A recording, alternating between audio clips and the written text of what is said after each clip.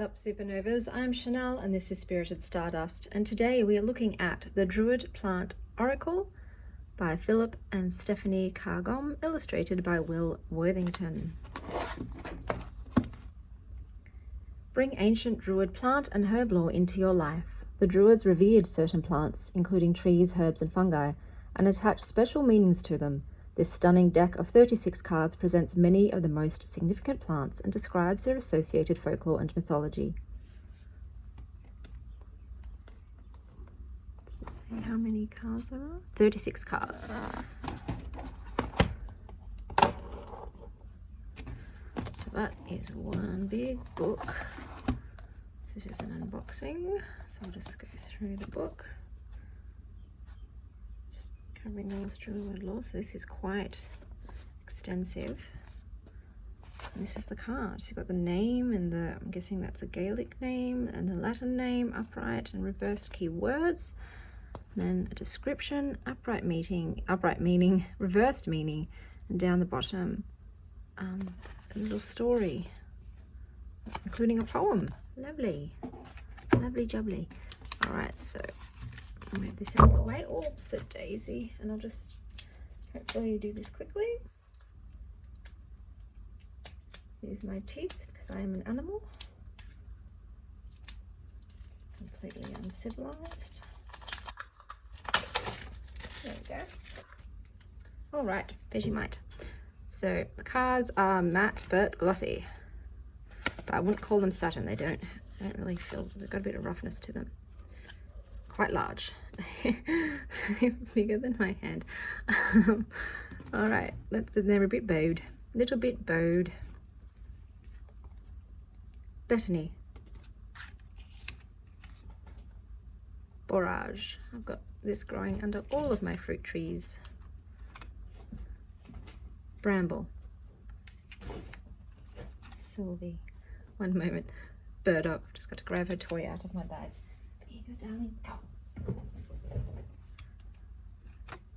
Celtic bean, chamomile, it's my favorite tea. Clover, someone wants to play. Comfrey, I'm just going to stop it so I can deal with that. All right, hopefully she's sorted for a minute. Cuckoo pint, fern,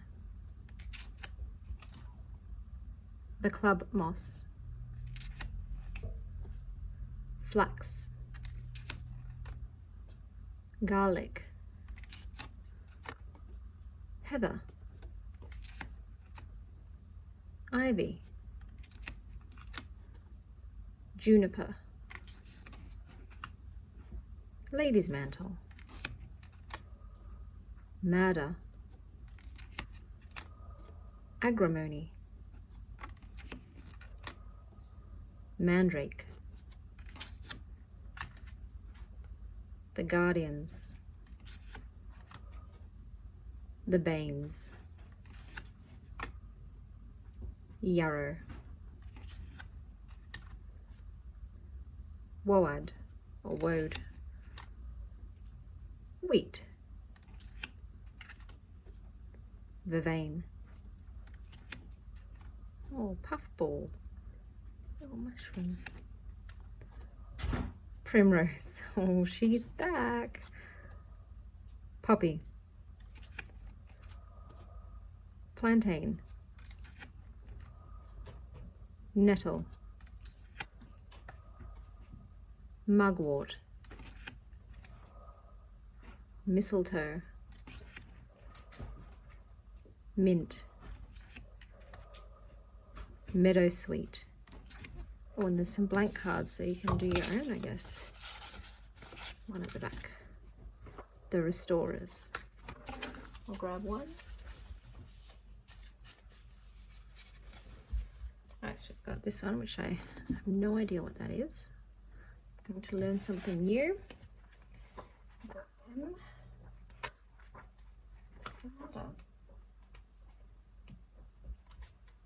Okay, so this is it here.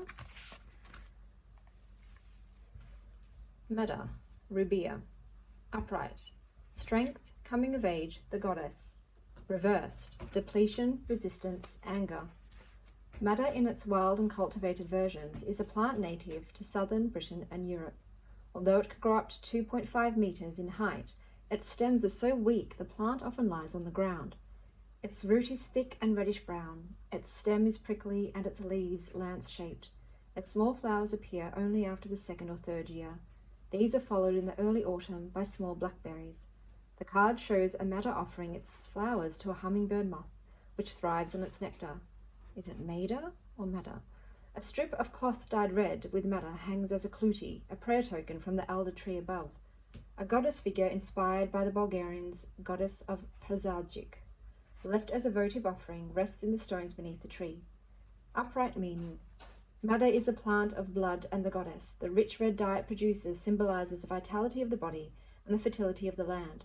If you have chosen this card, it could mean that you have reached a time of major change in your life, perhaps a particular life stage such as puberty, the menopause, or andropause. Alternatively, it may simply indicate that you have reached a certain point in your development. Either way, this card signifies something meaningful and worthy of recognition. You might want to mark this time consciously with a rite of passage or a pilgrimage to a sacred place where you can tie a kluti to a tree with a wish and a prayer. Another interpretation of this card is less specific, suggesting simply that strength is now needed. This may be physical strength, or it could be strength of character, to endure in the face of difficult circumstances, to resist the easy option, or to delay your own satisfaction or reward for the sake of something more important. Reversed meaning. The blood red colour of madder can symbolize life, but it can also reflect our vulnerability and the destructive power of anger. Although it is important to be able to express our anger at times, it is equally fundamental that we understand its power to wound. Drawing this card reversed may indicate that you are struggling to deal with your own or another person's anger. It is possible that you have spent your life believing the demands and needs of others to be more important than your own, and deep down you are harboring feelings of resentment and anger towards those closest to you. Now is the time to change this pattern and to attend to your own needs. Drawing another card may give you insight into how you might do this effectively. Alternatively, this card may indicate that you need to take care of your life force, and that your vitality needs strengthening. A herbalist might suggest a blood cleanser or tonic, or you may wish to explore what it is you are resisting. Blood of the earth and plant realm. In the rich, colourful world of the ancient Celts and Druids, 3 plants held supremacy in the dyeing of wool, leather, and the linen spun from flax. Woad for shades of blue, weld known as dyer's rocket, which yielded bright yellows, and madder, which gave crimson reds. Ancient Irish law texts produced shortly after the Christianization of Ireland, but with the traces of Druids still strongly present in the land, mention the herb gardens, known as luggoit, butchering that, attached to farmyards in which woad and madder grew. Madder produces a crimson red dye in cold water and a rich brown dye in hot water, and all shades in between depending upon the additive used to fix the dye, known as the mordant. Madder dye was used by the ancient Egyptians, evidence of which was found in the cloth of mummies. It has been unearthed too in the dyers' shops at Pompeii, and is mentioned by both Pliny and Dioscorides. In the very earliest times, red ochre, hydrated iron oxide derived from clay, was used to signify life, and undoubtedly the goddess too. The Paviland Caves on the Gower Peninsula in South Wales revealed the oldest known ceremonial burial in Western Europe. Found at the 30,000-year-old site was a skeleton covered in red ochre. The association of red with blood, life, and hence good health continues to this day in the practice of tying klutis to the branches of trees, usually around sacred wells in Cornwall and Ireland. These cloth strips are often red, and in the old days were dyed with madder. Such is the universal association of red with life that red prayer ties are offered in Native American sweat lodges, and dyed red string or cloth has sacred uses in Tibetan Buddhism, Kabbalism, and Bulgarian folk customs.